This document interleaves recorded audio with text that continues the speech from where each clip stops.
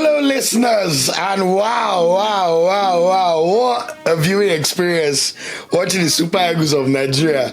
Both the stress, the joy, the lamentations, the favor, the energy. What do we have here? Of course, welcome to episode 177 of the Nigeria Football Weekly podcast. Me, host Olu Oke, and Nigeria have just thrashed Gabon by 4-1 after extra time, after drawing 1-1 in 90 minutes. First and foremost, thank you, Nigeria, for winning this game. We live to fight another day and for giving us joy. And of course, we're dissecting what happened in the game. Keen watchers of the pod and the live stream, you know I've had to change my shirts. It's just because I was sweating too much from the live stream and the pressure.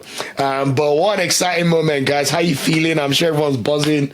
Obviously, we also know that DR Congo beat Cameroon by 1-0. Chancellor Mbemba scored a last-minute goal from a corner kick.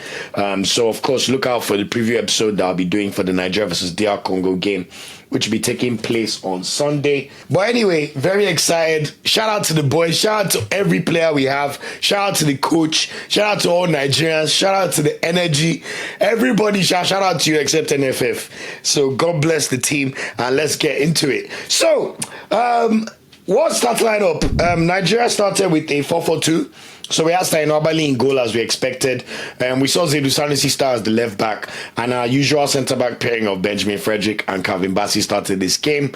We also saw Bright Osai Samuel actually start at right back. Awaziem.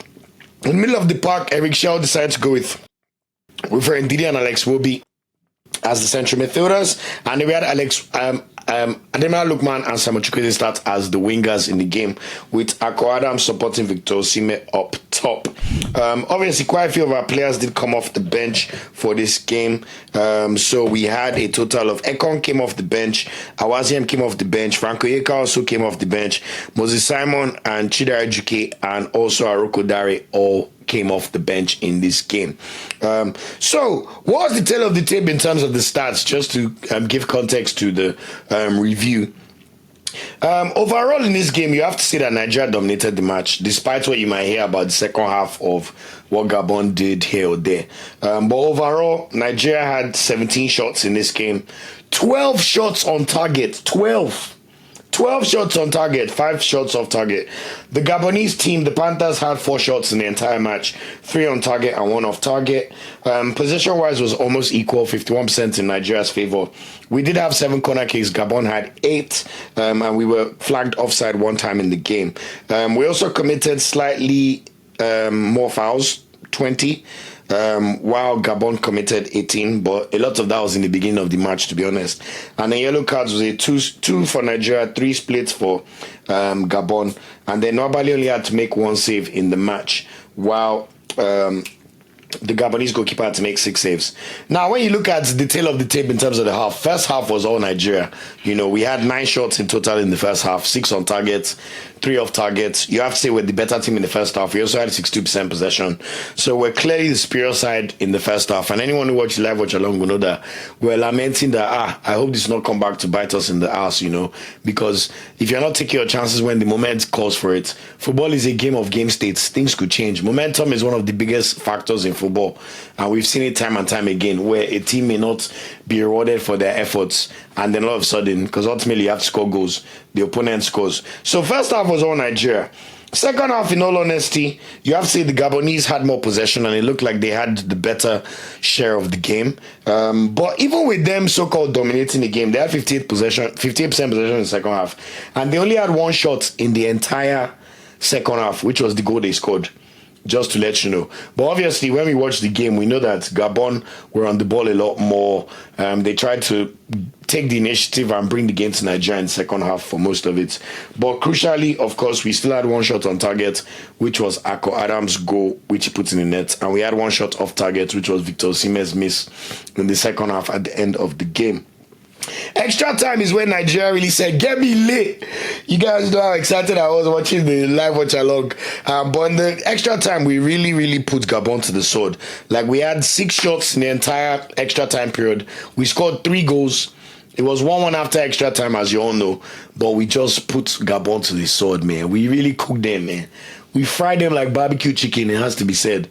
And my God, the feeling of when they equalized in the 88th minute or whatever timing it was, I can't even explain how sad I was feeling at that moment. But God will bless Nigeria and our national team, because the way they put our hopes and dreams on their back in this match, like, what can you say? You have to just praise them and give them all the credits. So how did the game go? Just to do a quick roundup. There were like 3 fouls from the Gabonese team in the first 3 minutes. You could tell that their manager told them to, take the game to Nigeria and at least let them know you're here, put a reducer on them. Let them know that Gabon are here for this match. We started the game very well. We had many chances to take the lead, to be honest. Quite a few chances. Osimhen missed a one-on-one. He overhit his shot. He had a header which the goalkeeper tapped aside. We're really dominating. Even the way we're playing football, like in the first half, the way we're progressing the ball from defense to attack. Bassi give the ball to Iwobi. Intricate play between Iwobi and Ndidi. Then they'll pass the ball to Lukman or Chukwueze, who were very able to progress the ball towards Akor Adams and Victor Osimhen. Honestly, I thought the first half we played very, very well without scoring. Akor Adams had an initial chance early in the game after a defensive error, but he shot the ball straight at the goalkeeper when he could have laid it off to Osimhen. So that was our first tester. One thing that we will still praise the players, but Ndidi got a yellow card very early in the game after 6 minutes, but was able to finish the game very, very composed. Osimhen had a couple headers, as I said. Goalkeeper made 1 or 2 very good saves here or there. There was one that time that we even thought Nigeria scored a goal. Osimhen headed the ball, it ricocheted off the Gabonese defender, but the goalkeeper made a very good save to stop the ball from going in. He had another chance and he hit the ball. Obviously, we thought we may have had a penalty, but I'll be honest, I don't think there was enough of VAR to overturn it when the goalkeeper came to push Osimhen, when Osimhen headed the ball out. So it wasn't given for Nigeria. And that was halftime. When second half, we just have to say, let's say it was a poor second half from Nigeria, let's be honest, because of momentum. We had no flow at all, and for a long time, we found ourselves defending corners. That's when Gabon got majority of their corners in the second half. There was a penalty check after Bright Saisama was pulling Apindangoye, I believe, after a Gabon, was it a corner or free kick? And the VAR check took like 6 minutes. To be honest, we thought they were going to give the penalty to Gabon. And we have to say that, shout out to the South African ref, because at one point I thought they would give it as a pen, because we've seen those kind of VAR moments given as pens all the time in different leagues, Champions League, Premier League, AFCONs. But I think the ref just realized that there was not too much, because it was also a bit harsh. So it would have one of those ones that would have been a bit techie if they gave it at the same time. But I won't lie, I thought they were going to give it, and Gabon could have gone one up. So let's just thank God that after the VAR check, the South African referee, shout out South Africa, man, shout out our people over there. The longest VAR check I've seen in my life, to be honest, but the pen was not given, so we'll take that. After that, we're not complaining about the decision at all, and it could have really gone against us. Gabon had full control of the game, but like I said, without really creating any chances, because they only had 1 shot in the second half. But we must say that at one point it was a bit of a struggle. Now, one of the things that then helped up was when one of our Niger Sevilla boys capitalized on the mistake. So it looked like this game was going 0-0 towards the end of the game, but in the 78th minute of the match, this Apindangoye guy, 33 for Sivaspor, he tried to be too casual at the back and tried to pass the ball to Manga. But Akor Adams had the presence of mind and the sharpness to read the play, literally intersect the ball, go away from the goalkeeper, dribble the goalkeeper, and slot the ball into the net. And that was basically his second goal in 3 matches for the national team. This is a player that maybe 6 months ago, he didn't even think he would be near the national team. But I love players that take their chances. I thought Akor Adams was excellent in this match, I'll be honest. I thought he was phenomenal. He made me so happy. Like, watching his performance, fantastic. And at that point, let's be honest, we thought the game was over, where I was already beginning to talk about the Sunday game and stuff like that. But my word, the drama. Niger, oh my God. In the 89th minute of the game, just when we were thinking, let's see the game out, what happens? Osai Samuel tries to nod the ball, but he doesn't get it too far away in terms of his clearance. Mario Lemina picks up the ball on the left wing and takes what you call a speculative shot. It was not the best shot in the world, but it got deflected off Bright Osai Samuel and then wrong-footed Nwabali and got in. Now, I'll be honest with you, I'm not sure, in the history of the world, I'm not sure I felt the kind of sadness and deflation I felt after that Lemina goal, man, because I didn't see it coming. After we scored our goal, we started taking the initiative to Gabon. It looked like we could see the game out. So that goal was like a dagger, man. I won't lie. I felt so bad after that goal entered the net. But you won't believe that because of all the stoppages in the game, we had 12 minutes of stoppage time in the second half. This is one of those long games. And guess what? We still had a final opportunity to win the game. You know, Gabon were trying to press ahead and get another opportunity. What they do? Their defense, they left their entire back line free. Like, they literally forgot to defend. And with Ndidi in presence of mind, what performance by Ndidi? We're coming to Ndidi, by the way. He played a fantastic through pass for Victor Osimhen. These are goal machines. Second highest goal scorer in Nigeria history. You know, Ijaya Lushosu, top goal scorer in Champions League. He was one-on-one. He ran all the way towards the goal, and we thought he was going to finish the chance. But what happened? He missed the chance. He played it wide. It's like when Osimhen has too much time sometimes, he can have these kind of finishes sometimes that are not too good. Because interesting that he now even scored the harder chances. But that miss was so bad. And I won't lie, I was speechless in the live stream for a while, man. Because I just couldn't believe that Osimhen missed that chance. It was the last kick of the game. So all of a sudden, obviously, we're having doubts and we're not sure we'll get another chance. But once extra time started, one thing I like about Nigeria, we're mentality monsters. Our players play like they've been in these moments and these occasions enough times that they know when it's time to deliver and fix up and do what they have to do again. And all of a sudden, what happened? Wilfred Ndidi, mind you, playing with a yellow card since 6 minutes, wins the ball. The Gabonese team, for some reason, I don't know if they're trying to attack, they left their midfield so free. Ndidi had so much time to run with the ball, run through the middle of the pitch. And he had Osimhen on his left and Ejuke on the right being shielded by a Gabonese defender. But his through ball was so fantastic that he just slipped in Ejuke 98 minutes. And all Ejuke had to do was just apply a right foot finish straight into the bottom corner to score his first goal for Nigeria in his 9th cap for the country. You guys know me, I'll be honest, I didn't think Ejuke deserved to be called up. And he did not have a good game until he scored that goal. He was making a few mistakes. He wasn't really progressing the ball. He lost the ball a few times. But my God, football is all about goals. And what a way to score your first goal for your national team and to become a hero. I did not even know Ejuke had that finish in his locker, to be honest. The way he placed that ball, he made me so happy. Placed it so well into the bottom corner, away from the Gabonese goalkeeper. And then he now did his backflip celebration for good measure. So at that point, I mean, anybody watch live stream, you know me, I went crazy, man. So, cook me for Ejuke slander, but my God, he delivered and put his nation on the back by scoring the goal. So all of a sudden, 7 minutes into extra time, we've now calmed our nerves because we realized that way too. It's not that bad though. We're actually now 2-1 up. And that is the moment when Nigeria now decided that we're gonna cook. Now, Victor Osimhen, I knew it could go two ways when you miss a chance, a guilted chance that big. Victor Osimhen, well, if you're not Victor Osimhen, a striker with a bad mentality, that kind of miss could affect your performance in extra time and you could get your head down. You may be snatching at chances. You may not want to show for the ball. You may not take the initiative to win the ball. But Victor Osimhen, we know he's made of sterner stuff. We know this is a machine. And what did Osimhen do? He said, I'm leaving with something. I don't care what happens. I'm leaving with something tonight. And what the hell did Osimhen do? What was the first thing he did?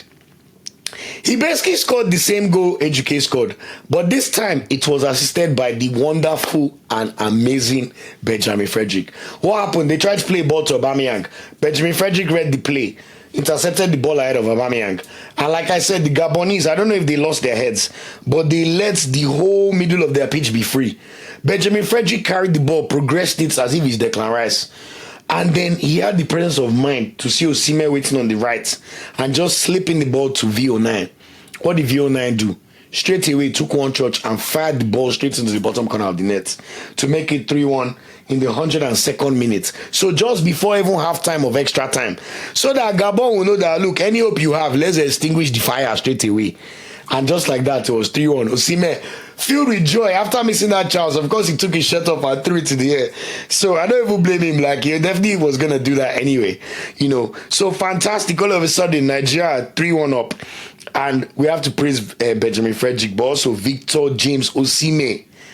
That's how we knew that it was now halftime. And we would have settled for 3-1. No, we're okay with the 3-1. See the game out, 15 minutes to go. I was even talking on a live stream that, man, I hope we don't consider that goal. You know, someone mentioned that maybe we should take Osimhen off. I was like, not yet. Let's keep the momentum for now. And then what happens? Victor James Osimhen said, I want more. I want more. I want more. 10 minutes to the end of the game. What happens? Awasien plays a long goal free kick from Nigeria. That Awasien played the free kick inside our own half. Victor Osimhen himself, his own brain, he chested the ball. Did that goal, that assist that he scored for Napoli, got for Napoli a few years for Varaskelia. Need the ball. Took two churches away, surrounded by like 4 Gabonese defenders who took two churches, take the ball away from them, move it onto his right foot, and bang this ball straight into the bottom corner. Oh my God, when that goal came, I was honestly like, shout out to Nigeria and Super Eagles, man, because the joy knows no bounds, man. And obviously, I was just shouting, get me lit. But what a fantastic goal. What an amazing player. What an amazing performance from the Nigeria team. We're so proud of you guys, man. Thank you so much. And that's how the game ended. 4-1 in favor of Nigeria. And of course, after full time, we're all happy, we're all joyous, we're doing all the reviews, and it's time to get me lit. So overall thoughts of the game, like fantastic results, my brothers and sisters, man. Like, wow, I don't even know what to say. Like, just fantastic. We're one step closer and we need to lock in. In a way, I'm even glad that the mishap happened in this game against Gabon, because we didn't think we should be going to extra time against Gabon. No offense to Gabon, you know, all due respect, you know. But the fact that this happened against us, Nigeria, we usually need one lesson that makes us fix up. So the good thing is it's happened now, because we realize that we cannot take anything for granted. We must be clinical. It's so crazy that we're more clinical we didn't score to the 78th minute of the game, and we scored 3 goals in extra time. So we're more clinical in literally the first 20 minutes of extra time than the whole match combined. But it's good for the morale and reminds the players that, look, on any given day, you're capable. I also love the fact that our strength in depth also played their part. Ejuke came off the bench and scored the goal that basically took us ahead in extra time. Akor Adams showed his workings already. Victor Osimhen did his job. But look how it was assisted by Benjamin Frederick. You know, I was here playing the corner. Like, just a fantastic performance from the team. You know, I thought we were excellent this match. You know, dominated the first half and were disappointed in the second half and a bit lucky. But even in that second half, we're the ones that still scored first, which shows the strength and mentality of the team. The every game started, one day you had to deal with the NFF and their rubbish. And we now saw Gusau celebrating when they scored, though, but you're owing them. You know, so just wonderful, wonderful win for the Super Eagles. What a mentality monsters. I cannot stress this enough. One less day of training. But the one thing we must take forward is we need to be more clinical in 90 minutes for sure. I thought we also defended Gabon excellently well. You know, even the goal they scored was a deflection, so we cannot say too much, you know. But when I look at the players in general themselves, you know, and just reviewing the way they performed, I saw a few people complain about Stein Wabali. In fact, when I went to social media, I realized that a lot of people complained. Yes, there was one moment when he had a brain fart again, where, you know, he almost let Aubameyang hit him with the clearance and took too long to clear the ball. So I know people are a bit apprehensive about Wabali's behavior sometimes, but obviously I'll still start him on Sunday. And of course, you guys know me, I'm a big fan of Okoye, but I'm also a big fan of Nwabali. I like our goalkeepers. I think people are being a bit harsh on Nwabali, to be honest. I thought there are moments where he showed the Nwabali from AFCON. Every cross, he claimed the ball. Every corner, he claimed the ball. There were no mistakes like this, Lesotho, where he dropped the ball and they scored. You know, so I want to give Nwabali some props. You know, yes, we acknowledge the mistakes, but even the goal they scored, he couldn't do anything about it. So I thought Nwabali was pretty decent. You know, Brighter side Samuel. I think Brighter Samuel is a bit unlucky, to be fair. Like, you know, the VAR incident is also the one that the deflection happened for, that the ball entered the net. But I thought Sai Sama was good attacking wise, and I thought he did a good job on Bwanga when he needed to be honest. So I thought it was a pretty decent performance on Osai. But of course, you can see the gap between Osai Samuel and Olaino. If Olaino is here, Osai Samuel is here. So I'll be worried if Osai Samuel has to start games for us in AFCON, to be honest. But he was not as bad as I thought he may be. I thought Zelusanisi was composed, pretty decent, good defensively. He didn't really do too much attacking wise, but that's expected with the way we played in this match. I thought Calvin Bassey was very solid in the game as well. Didn't have too much to do, but was very assured, especially in progressing the ball, giving the ball to Iwobi. Sometimes he played long passes, especially in the first half, towards Akor Adams and Osimhen. And almost every time he hit the striker, So I thought Bassey was excellent. But in that defense, oh my God, Benjamin Frederico.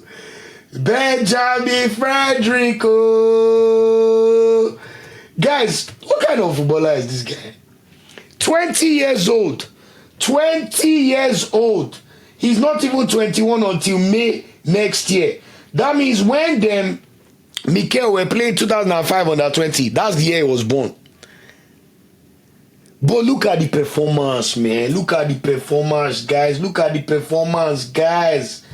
This is a player that was only playing in his fourth cap or fifth cap for Nigeria. And it's not often you see a player look more assured playing for his country than even his club. It's a player that's played 14 times for FC Videnda this year. He signed for Brentford last year and was Brentford B player of the season over the last season after his exploits in the Under-20 World Cup 2 years ago. This is a player that was even brought to the national team because of proximity, because he was in Brentford. So when it was time for the Unity Cup, they said, you are nearby, come and play. But God will bless Moses Simon's Academy for letting this boy. And also, I want to give a big shout out to my guy, Chobziano, ABS Ilorin FC. This guy came from the academy of ABS Ilorin FC. The same academy that birthed Emmanuel Dennis and a few others. Look at the gem they've given us. Someone is 20 years old. He can be a Nigerian centre-back for the next 12 years. See the performance. See how assured he is on the ball. Look at his composure. Every time he had to deal with Aubameyang, marshaled him well. There was even one clearance where Aubameyang was running. Frederick said, my friend, what are you doing? Clear the ball out for corner. His composure was fantastic. One time, he could have easily taken the clearance wide. He caught the Gabonese player, brought the ball back. I thought he was amazing. Amazing in this game. To be honest, I think between Benjamin Frederick and Wilfred Ndidi, either of them could share the man of the match. Then as if Benjamin Frederick has not done enough, he still had the presence of mind in extra times, carry the ball, drive forward after intercepting a pass to Aubameyang, and lay off an exquisite pass to Victor Osimhen to bang the ball in to make it 3-1. Now Benjamin Frederick, oh my God, I'm so impressed. Ah God, I can feel the endorphins in my body. Wow, Benjamin Frederick. Wow, Basquiat and Frederick just continue as our centre-back playing going forward. Adabayo, go away, we don't want you. We will leave Ekong as our captain. We'll find our fourth choice centre-back between Ugbo, Shemi Ajayi, Torunariga. Enough people dey. Super Eagles no dey beg anybody. Nobody at 28, you now say you want to play for us. You're not good enough. I know Chelsea fans be lamenting enough. Brentford, I don't know what you're doing. You probably recall this guy in January. He's going to play World Cup. Going to play AFCON. I even read somewhere through the grapevine that they're saying appearance fees Brentford have to pay once he makes 5 appearances in the Prem, for example. So maybe that also influenced the decision to try and send him on loan. Meanwhile, who are Brentford start centre-backs? I can't think of them right now. But watching this Frederick and how he plays for Nigeria, you cannot tell me this guy cannot do a job in Prem. I'm sorry. So Benjamin, God will bless you and your whole family. Wilfred Ndidi! Wilfred Ndidi! All of you that like to abuse Ndidi because you're not watching the ball well. Look at senior man performance. Ndidi got a yellow card in the 6th minutes, but he marshaled that defense and midfield so well. Tackles, interceptions, progressing the ball, knowing when to pass, knowing when to just make the right decision. I thought Ndidi was excellent in this match. He was amazing. That captain armband is like gave him extra ginger. And mind you, by the way, when it was 1-1 and we're waiting for the second half, what happened? I mean, for extra time. It was Ndidi that won the ball when Gabon kept giving us space all over their pitch. Ndidi drove with the ball, could have passed for Osimhen, laid it off to Ejuke fantastically. People underrate Ndidi's attacking prowess. Last season, even in championship, or was he in Prem, he had like 4 assists. The year before, I think he had like 6 goals, 6 assists in championship. Ndidi is not as bad attacking-wise as people think. He even had a chance to score after I was 4-1. Took a good shot that the Gabonese goalkeeper pushed out. I thought Wilfred Ndidi, this is one of his best performances for Nigeria in a long, long time. Honestly, he was phenomenal. So Wilfred Ndidi, We go bow for you, give you your flowers for the game. Alex Iwobi making his 90th cap for the Super Eagles. I saw people complain about some misplaced passes here, but Iwobi does not shy away from the opportunity. He was the link between defense and attack. The amount of times he received the ball and played a nice pass towards a Lukman or a Chukwueze to drive, especially in the first half, or get the ball, just moving the lines. Even the Osimhen header they could pass in the first half, it was Iwobi's cross. I thought Iwobi was very good too. Obviously not as good as Ndidi or Frederick, but what a performance. And just fantastic throughout the game until he was taken off in the in extra time. Lukman and Chukwueze, I think both of them had decent first halves. I know people want to talk about Lukman and his performance. I will admit in the second half, Lukman and Chukwueze looked slow. And it makes sense why they got taken off. I think Lukman wanted too bad. That's why he got taken off again. Lukman, like I said, when he should shoot the ball right and cut in, he will cut. When he's supposed to cut, he will shoot the ball. Because the amount of times Gabonese were able to defend his shots was really alarming. And then one time when he should have shot from outside the box in the first half, he decided to cut the player. He now lost the ball. Gabon all of a sudden had a counter-attack. So we wish Lukman all the best. I think he's still figuring out his form. Like I said, let him go back to Atalanta and figure things out with Rafael Palladino. But this is a player that I will understand if they bench him on Sunday and he can come off the bench to make an impact. But do not write Lukman off. African footballer of the year for a reason. Trust me, he's gonna figure things out with Atalanta and for the Super Eagles. Chukwueze, we go again. Okay performance as well. I thought he did a good job of getting the ball to Osimhen and Akor Adams in the first half too. But his threat was a bit negligible in this match, to be honest. I mean, Akor Adams, what else is there to say, my boys? 3 caps for the Super Eagles, 2 goals. Clinical. And you can see there's something in Akor Adams and his spirit. I love people that can take their chances. Wow. So impressed. Akor Adams, thank you so much. And Akor Adams is who opened the game. And of course, we have to make special praise for our superstar, Victor Osimhen. Do you know what kind of mentality monster you have to be? First half, yes, you have a few chances that you could score, but you do your best. Second half is a bit of a struggle for you. You don't have that many opportunities. You then have the final chance at the end of the match to take your team to the final, and you miss it. You know that all the pressure is on you. You are the star player, and you miss. But rather than letting your head cower, you rise up and say, you know what, I'll get another chance. I know who I am. And then, as if he did not get a hat-trick in his last game in the Champions League for Galatasaray. For Nigeria, he got a hat-trick in his last game for Nigeria. He now said, don't worry, I'm going to give you a brace in extra time. And look at the finishes, man. That first one after Frederick gave him the ball, bottom corner. That fourth final goal, safe. Oh my God. I didn't even know what to do. I was just so filled with joy. What a player, what a performance. 5 goals in his last 2 games for the Nigerian national team now. He's only 6 goals away from tying Rashidi Yekini's record. And he's 7 goals away from being the outright top goal scorer in Nigerian footballing history. History! We have AFCON coming up. We have the game on Sunday. We have friendly against Egypt. I would not be surprised if Osimhen uses AFCON to beat this record. And how timely would that be? We know he missed the AFCON in 2022 January because of injury, where we won all our group stage games, then lost to Tunisia. But look at last AFCON. Without Osimhen, we don't make the final. Yes, scored 1 goal, but he got all the penalties. He assisted Lukman a few times and was just a menace for our team. But I'm telling you, Osimhen is coming back in blood for this next AFCON. God willing, he will stay fit and we'll see what happens. But ultimately, I just want to say a big thank you to Ijaya Olusosun. God bless for you do for the national team. You are a pillar of strength and you make us proud to be Nigerian as well. You give us so much joy, you give us hope. And my God, we're going to ride the coattails of you straight to that World Cup because you deserve to be in a World Cup. Fantastic, fantastic performance. Out of our substitutes, Simon came on and was okay. Ekong Awazie Marokudari came on for negligible minutes, so not too much. But I want to highlight Franco Yeka and Chidera Ejuke. I thought Franco Yeka was really, really good in the game once he came on. He's a very, very good box-to-box player and can carry the ball into the box. And I thought he made the right decisions most of the time when he had to. Ejuke, after my abuse, I hold my hands up, my bro. Thank you for such a clinical finish to score your first goal for the national team. Yes, we can argue you did not deserve your spot based on how your club form's going, but ultimately you took your chance and you're a talented player.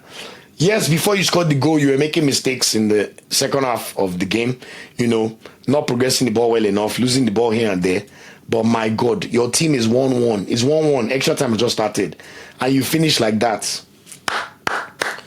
So God bless Chidera Ejuke. So anyway, also the manager, Rick Shell, look, at the end of the day, Eric Shell has now prosecuted 7 World Cup qualifiers for Nigeria, won 5 of them, drawn 2.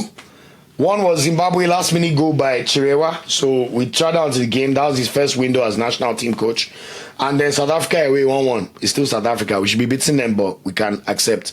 But the way he found the right changes in the squad, or being brave enough to make the right substitutions, bringing on Ejuke and Moses Simon for Lookman and Chukwueze. Yes, Ejuke and Simon did not play better than Lookman and Chukwueze did as wingers. But Ejuke ultimately scored the second goal for us, so you have to give him credit for that. He also knew the right time to remove Akor Adams and make it a 3 in midfield with Oyeka on the pitch, and then see the game out after we're 3-1 up. He then turned to a back 5 to just see the game out. So I thought Eric Shell did a very good job as the manager, as the coach, of this team, and we have to give kudos where it's due. With everything the team had to deal with regarding the NFF and the struggles, we just have to bow for our national team. Thank you so much, man. What a performance.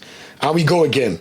So the one thing we have to do against Congo, remember, look out for the preview episode. That's going to be dropping probably tomorrow, Friday, or at the latest Saturday morning. Remember, the game is on Sunday, but we must take our chances in this game. Please, we must take our chances. We have to improve our conversion and our decision making, because that's what led to us going to extra time. If we took our chances in the first half, we would not have had to worry about anything in this match, to be honest, based on the volume of chances we created in the first half. But shout out to the team and their spirit for knuckling down and getting the job done in such an emphatic way. I mean, my heart is full, and I know your heart is full too. So shout out to the Super Eagles of Nigeria. That's it for this episode. That is the review of the Nigeria versus Gabon match. Remember, like I said, give me your hot takes and all the videos. We'll be doing a hot take video, which will be dropping tomorrow on Friday. And of course, also look out for the preview of the game between Nigeria and DR Congo. Congo are looking to go to the World Cup for the first time since 1974 when they were called Zaire. And of course, Nigeria, we've been to 5 of the last 6 World Cups. So it's not something that we're trying to know. How many have we been? 1, 2, 3, 4. We've been to 6 of the last 8 World Cups, basically. And of course, you know the sentimental element. Our first World Cup was in USC. We won Atlanta 96 gold medal in America. How can we now be missing World Cup in America? It's not done now.